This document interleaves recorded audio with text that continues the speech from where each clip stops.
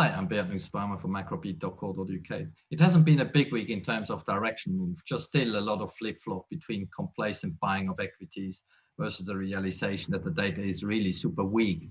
And last but not least, the ever-rising tension between the US and China that the market somehow still doesn't fully get to grip with, other than maybe the last 24 hours, where we've seen that the legislation that the Chinese are introducing, and it seems Hong Kong wants to introduce very quickly, started to create new tensions in Hong Kong itself. Probably some of the demonstration might start again over the weekend. And obviously, given all the rhetoric between the US and China in the last few weeks, this is just yet another sort of point where the tension will clearly increase.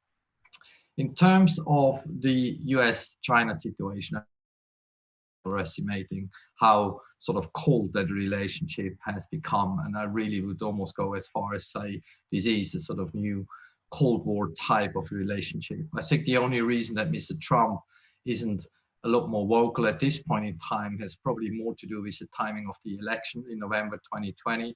So if he fires all the bullets now in May, people may have forgotten by come November. So I think at some point, I think the US will ratchet up rhetoric even more. So right now, it's just Pompeo and some of the other guys that talk about it. I think at some point, Trump will muscle himself into this as well. And I think he will try to show the US people that he makes China accountable for the way they dealt with COVID-19. Right or wrong, I'll leave it to other people to speculate about that. Today, I really want to talk just more about the markets. I showed you a lot of macro charts in the last many weeks, and the reality is the market just point blank ignores it anyway. So let's just focus on the actual markets. The first chart I have for you is the Dow. I bring it back again, I know, but it's really all about that 24,750 level. We failed this week to break into that old 4-year uptrend, and this is still the key level to watch. Last time when we struggled there, the Dow sold off 8%. I still think that with the US-China tension, together with the sort of realization that maybe a V-shaped recovery is not just on the cards yet, I would expect this to fail again and push back down again as low as 22,500 if need be. But I still think equity is going to struggle, risk is going to struggle. On the next chart, this is a weekly gold chart. We had a bit of an excitement this week with breaking to new highs above the 1747 2020 high. We made new highs, but again, we had a brutal sell-off again yesterday. Whether this is, central banks or some countries out there that just urgently need cash, whether they are selling or not, I really don't know. The key 1714, this is the real key, is now the weekly feeble level there. It's as well the daily sort of breakout area from the triangle. And as long as we hold that level, the top side is still fine. We could head back to 1790 over time. If we break 1714, it could be really turn into a nasty sell-off. But fundamentals overall are on the top side. The only risk maybe it's a real consensus trade. The next chart is the dollar index. We continue to be in a sort of wider range for the last many, many weeks.